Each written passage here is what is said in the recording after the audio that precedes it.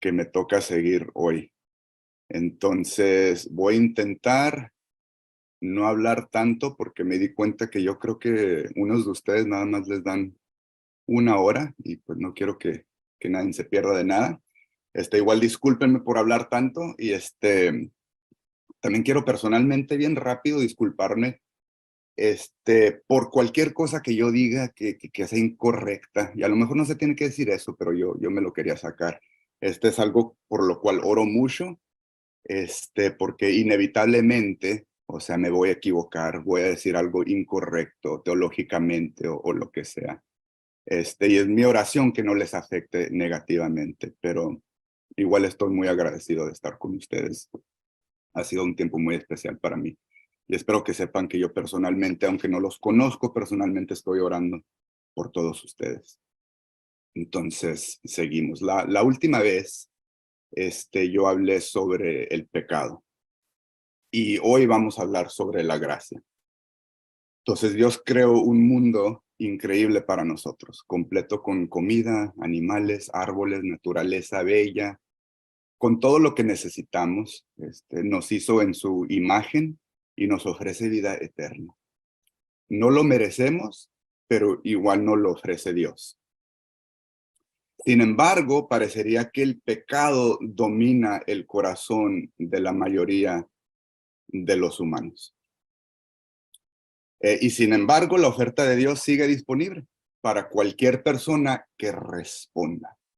La gracia de Dios hace posible que un Dios perfecto nos perdone y nos dé la oportunidad de conocerlo al pesar de nuestro pecado. Entonces vamos a repasar un poco sobre el pecado, sobre lo que hablamos. Si se acuerdan, el pecado es cualquier acción o pensamiento en contra de Dios. Dios nunca ha pecado y nunca lo hará. Es perfecto. Dios no permite el pecado, no se mezcla con el pecado y menos lo permite en su hogar. Satanás fue el primer ser que pecó. Nadie puede contra Satanás, o sea, ningún humano. Satanás es más grande, es más listo que nosotros. Es un espíritu, conoce la historia del mundo y los idiomas de todos, tiene superpoderes, poderes supernaturales. También tiene un ejército de ángeles caídos llamados demonios. O sea, nadie puede contra Satanás y los demonios de nosotros. Pero Dios, obviamente sí, Dios es el único que puede contra Satanás. Y Jesús va a regresar pronto y finalmente va a acabar con él, con Satanás, con los demonios y con el pecado. Pero por mientras, aquí Satanás y los demonios nos atacan sin parar por toda la vida. Causan enfermedades, todo tipo de miseria. Nos enseñan cómo pecar, nos abren los ojos a las posibilidades y modos de conseguir nuestros deseos de la carne y de pecar. También causan que la gente peque hacia sus prójimos y se hagan daño, como esta guerra que estamos viendo en Israel. Satanás es un mentiroso y es un asesino que nos engaña y nos atrapa. Sin Dios no hay esperanza, pero con Dios hay vida. Y a sus hijos, Dios los protege del diablo y de los demonios. No quiere decir que no sufrimos o que no nos lastiman. Al contrario, o sea, en Juan 16 Jesús nos dijo que van a batallar mucho en esta vida. Afrontarán aflicciones, dijo.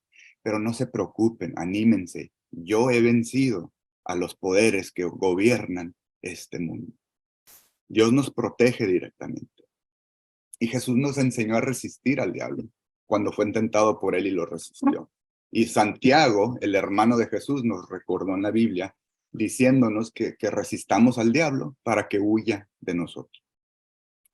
Los discípulos y Pablo, el propio Jesús nos enseñaron también que tenemos autoridad sobre el pecado y el enemigo. Pero, como todo concepto bíblico, hay una tensión aquí que casi parece contradicción. En este caso, es que no podemos parar de pecar. Jesús nos dice que paremos de pecar. Pero luego vemos a Pablo en la Biblia diciendo que no puede parar de hacer lo que no debe. Y lo que debe hacer, no lo hace. Entonces, ¿qué está pasando cuando no paramos de pecar? ¿Es normal? como con Pablo, o estamos desobedeciendo a Jesús, quien nos dijo que paremos de pecar. ¿Puedes sentir esa tensión? Parece contradicción. Y sin embargo, es lo que vivimos. Es la experiencia cristiana. Y las dos cosas son verdad. No podemos parar de pecar. Sin embargo, Jesús nos encargó que paremos. Los cristianos no queremos pecar, pero tampoco hemos parado de pecar completamente. Y eso es porque tenemos el pecado en nuestra ADN, básicamente. O sea, nacemos con el pecado en nuestra naturaleza. Nacemos enemigos de Dios, destinados al infierno por defecto. La Biblia dice que el costo personal del pecado es muerte eterna y todos hemos pecado. Pero para aclarar, para aliviarnos un poco, el infierno es para gente que nos arrepiente, no gente que peca. Es para gente que no piensa que lo que está haciendo es pecado o simplemente no les importa. No se arrepienten y nunca se reconcilian con Dios. ¿Cuál es el camino al cielo? Reconciliación con el Padre a través de Jesús. Y hay gente que no nada más no se arrepienten, tienen la intención de maltratar, de hacer daño y de vivir en pecado. Pero ustedes no son parte de ese grupo. Ustedes no están condenados eternamente al infierno. Sus nombres están escritos en el libro de la vida. Nosotros somos hijos de Dios, pero como somos humanos, cargamos la consecuencia de Adán y Eva y no podemos parar de pecar. Nos caemos una y otra vez y Jesús nos levanta una y otra vez. Y la pregunta obvia que surge es, ¿por qué? Si Dios no permite el pecado, si Él no se mezcla con el pecado, ¿por qué nos perdona? No tiene que, no nos necesita, no nos debe nada. Entonces, ¿por qué? Es por su gracia, la gracia de Dios. Dios es un ser de gracia. ¿Qué es la gracia? Es lo que no merecemos. Lo que no merecemos. Situaciones, perdón y salvaciones no merecidas. Esa es la gracia. Y es muy difícil de entender. A lo mejor no intelectualmente, pero en práctica es increíblemente difícil. Yo les tengo que confesar que yo batallo mucho con la gracia, con recibirla y con darla. Les doy un ejemplo medio vergonzoso. Mi madre se pasó el día de ayer aquí en la casa con nosotros y tuvimos una pelea leve mi mujer y yo y cuando paramos de discutir, mi mamá me dijo, oye, mijo, ¿no das mucha gracia? Y como se pueden imaginar, pues respondí con mucha madurez. No, no se crean. La regañé también. Ya de por sí tomó el lado de mi mujer y luego me quiere acusar de mucha falta de gracia. Y le dije, no, pues qué padre, mañana voy a dar una enseñanza sobre la gracia. Entonces no respondí nada bien, pero luego nos calmamos, mi esposa nos hizo de comer, regresamos a la plática, me ayudó mi mamá con una enseñanza que estaba preparando, esta enseñanza específicamente, me dio unos consejos muy buenos que necesitaba y luego me cayó el 20, que yo ni me había disculpado y sin embargo se estaban portando muy bien conmigo. No me lo merecía. Eso es gracia. No nos merecemos la salvación. No nos merecemos la bondad de Dios en nuestras vidas diarias. Sin embargo, Dios nos da abundantemente de su gracia. Para empezar, nos hizo, sabiendo que íbamos a pecar, que la íbamos a cagar y arruinar todo. Igual nos hizo. Luego tenemos la providencia de Dios, cual incluye la vida, haber sido hechos en su imagen, el planeta, el sol, la comida, todo lo que nos da a todos. La Biblia dice que Dios hace que que salga el sol sobre malos y buenos, que llueva sobre los justos e injustos. Entonces, en la providencia de Dios, provee para todos, buenos y malos, no importa. Eso es gracia. Y la gracia también tiene muchas ramas individuales en nuestra vida personal, diferente para cada quien, pero la gracia nos da oportunidades o cosas que no pudiéramos haber conseguido o que no nos merecíamos. El perdón de la gente, la bondad de la gente, como mi madre y mi esposa conmigo. el alivio y el consuelo en situaciones difíciles, menos consecuencia de lo que nos merecíamos, a lo que le llamamos suerte, ayuda inesperada, salvación de situaciones peligrosas, cuando te sacan del hoyo después de que tú la regaste. O sea, todo eso es gracia. Y por su gracia también nos transforma a la imagen de Jesús, lentamente y nunca completamente aquí en la tierra. Pero para poder aguantar y no tener que vivir en completo sufrimiento en su gracia, Dios nos da lo que le llaman los judíos shalom. ¿Han oído esa palabra?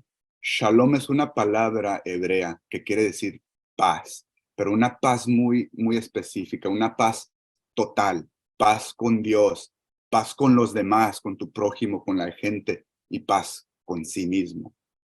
Una de las batallas más grandes de nuestra vida es con nosotros mismos, internamente.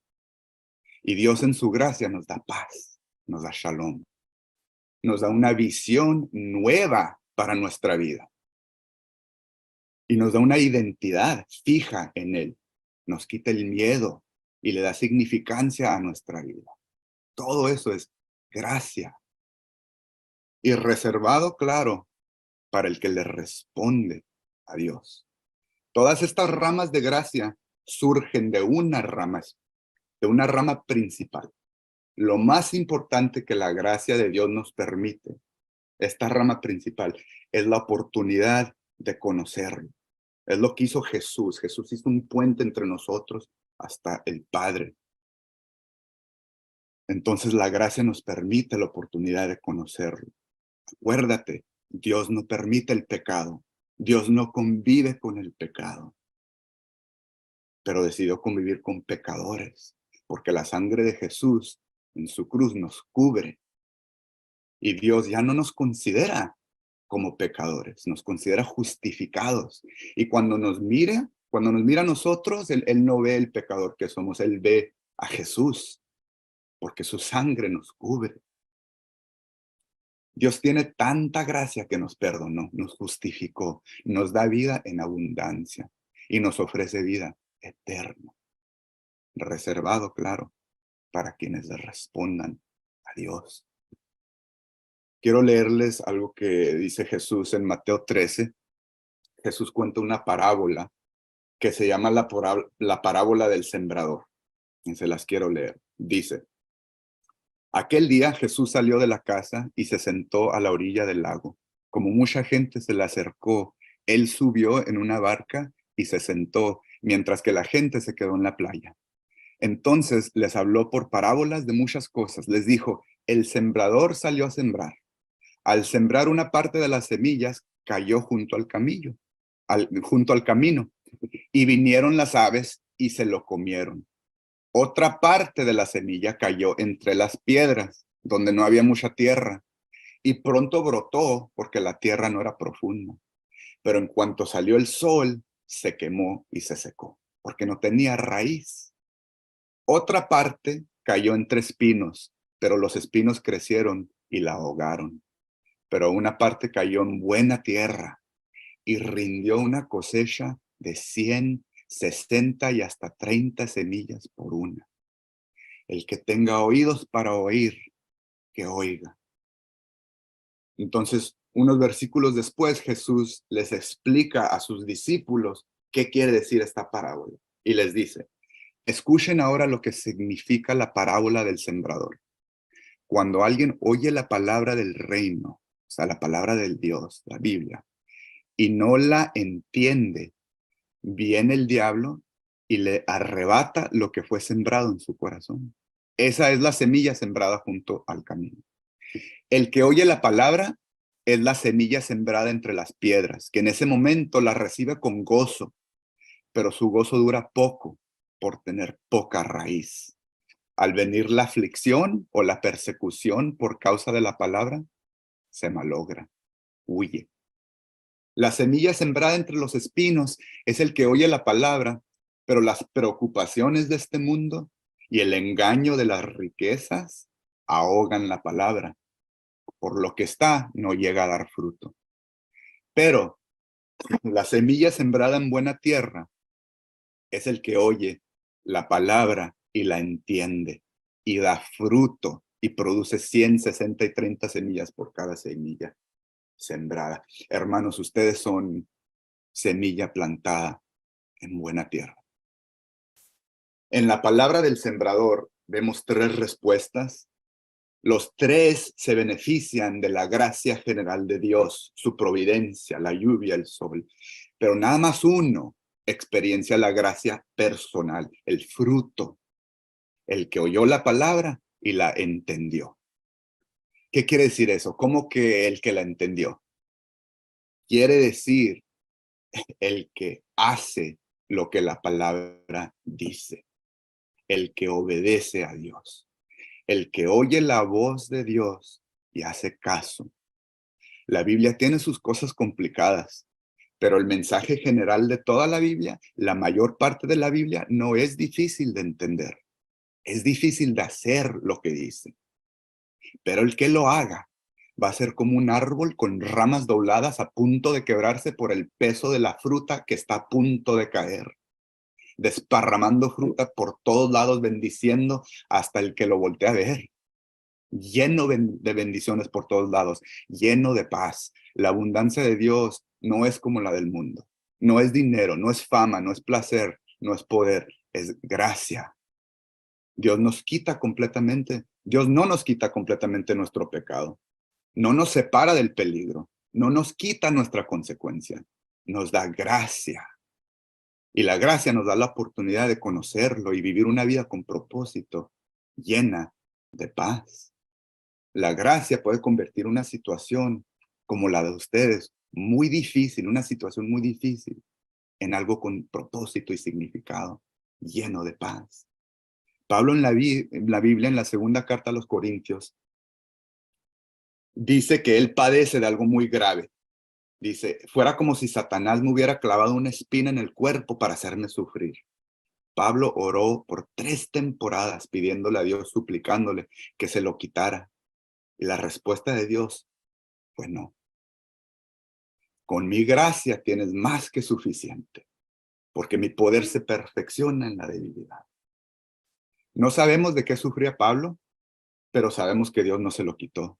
Sin embargo, Pablo cumplió uno de los ministerios más significantes de toda la historia y no parece haber guardado rencores con Dios por no haberle quitado su sufrimiento. Al contrario, Pablo era un hombre profundamente humilde, agradecido con Dios, satisfecho, lleno de vida, de fuerza y de gozo, funcionando a otro nivel. Pablo no se dio lástima, no pudo, porque su corazón estaba siempre a punto de reventar de tanta alegría y satisfacción. Y acuérdense, sufría, pero Pablo comía de la mesa de Dios. ¿Qué quiere decir la mesa de Dios? Esa analogía me gusta mucho. Hubo otra ocasión con mi madre donde, donde ella me dijo algo muy profundo. Me dijo que yo no estaba comiendo en la mesa de Dios. Y le dije, ¿qué quiere decir eso? Dijo que soy yo un hijo de Dios, adoptado a su familia, sentado diario en su mesa, pero que yo estaba escogiendo no comer. Eso me sacó de onda. Quiere decir que yo no estoy recibiendo la gracia de Dios. No que no la estoy recibiendo, porque igual Dios la da, no la estoy disfrutando, no la estoy viendo, no la estoy agradeciendo. Es difícil recibir la gracia de Dios. En veces escogemos ignorarla o no aprovechar la oportunidad, escogemos sentarnos en la mesa de Dios, pero no comer. Pero con la gracia de Dios vamos aprendiendo, poco a poco. Pero tú no te tienes que tardar como yo. Tú come, no seas como yo. Cuenta tus bendiciones. Yo les confieso esto porque es verdad, yo tengo un serio problema con la gracia. Soy muy mal agradecido. Uno de mis pecados grandes es creerme merecido, cual me causa ser mal agradecido y rencoroso con Dios. Porque en vez de ver mis bendiciones, veo lo que no tengo, lo que yo pensaba que me merecía y que no me dio Dios. Pablo pudo haber hecho lo mismo. Pablo le rogó a Dios que le quitara su sufrimiento y no se lo quitó. Y Pablo no se dio lástima como yo me doy lástima. A lo mejor lo hizo, pero no lo conocemos. Pero acuérdate que merecido no es una de nuestras condiciones. O sea, yo tengo mucho más de lo que merezco. Mi vida está llena de la gracia de Dios, pero no lo agradezco y sin embargo me sigue bendiciendo Dios. Eso es gracia. Soy su hijo y me ama y me bendice hasta cuando no lo veo o cuando no lo agradezco.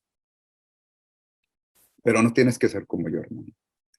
Date cuenta que casi todo sentimiento de lástima propia o de rencor, enojos, celos por no tener lo que pensamos que deberíamos de tener, es pecado. Eso es sentimiento malvado. Rechaza esos pensamientos, arrójalos a la basura y ponte a orar.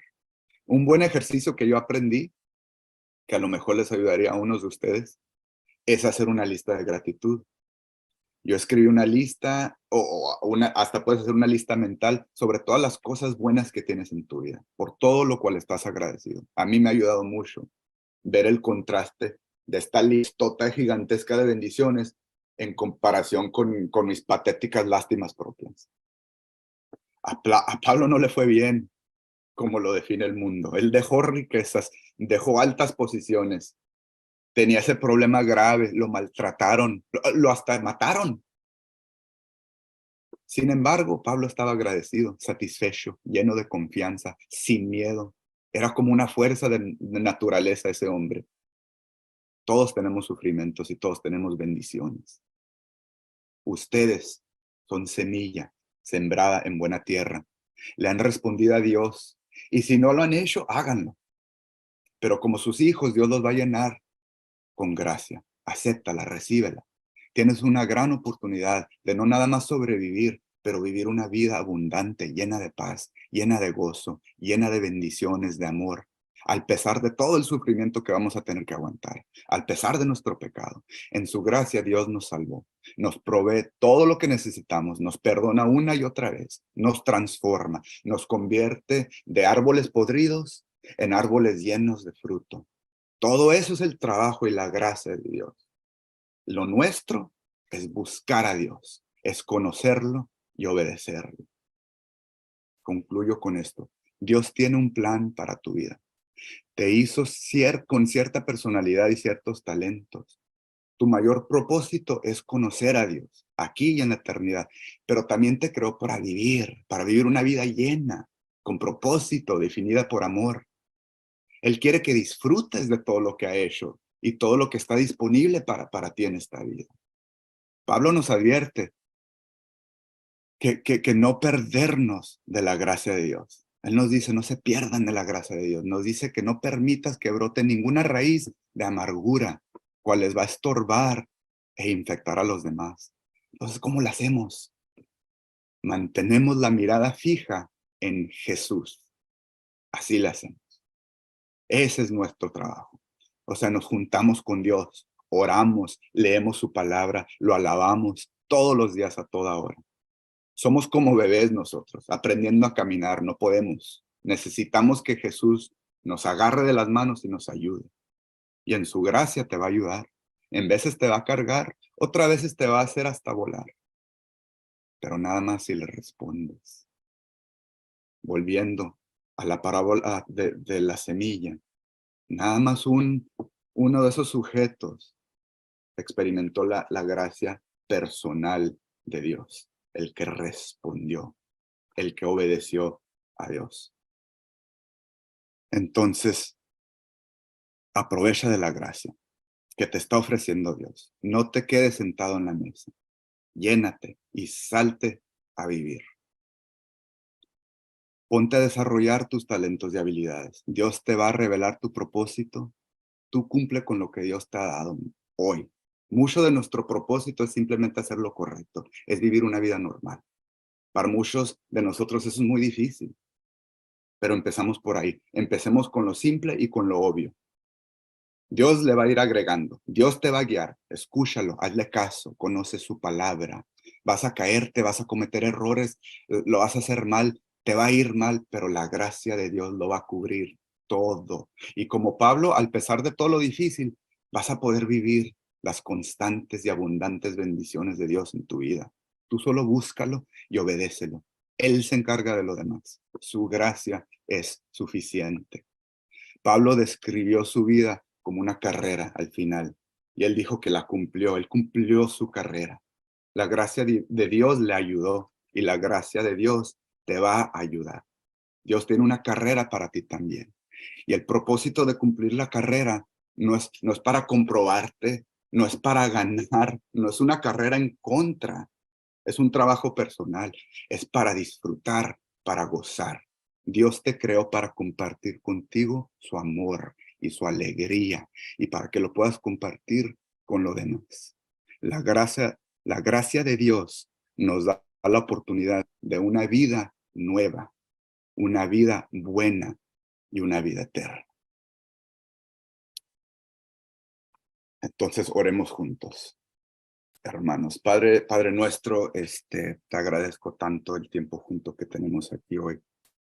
Te pido que bendigas a todo el que esté escuchando esto y a sus familiares y a sus amigos. Te suplico que les des una vida en abundancia, que nos ayudes a todos nosotros recibir de tu gracia y dar de tu gracia. Ayúdanos a mantener nuestros ojos fijos en ti, Jesús. Ayúdanos a relacionarnos contigo. Padre, te agradecemos todo lo que nos has dado. Nos has dado tanto. Estamos llenos de tu gracia. Ábrenos los ojos para verlo y ayúdanos. Sabemos que lo vas a hacer. Sabemos que por tu gracia nos vas a ayudar a cumplir nuestra carrera. Y estamos más que agradecidos contigo, Jesús. Te amamos, Padre, te amamos, Espíritu Santo, te amamos. Y oramos, te lo pedimos todo, Padre, a través de tu Espíritu y en el nombre de Jesucristo. Amén.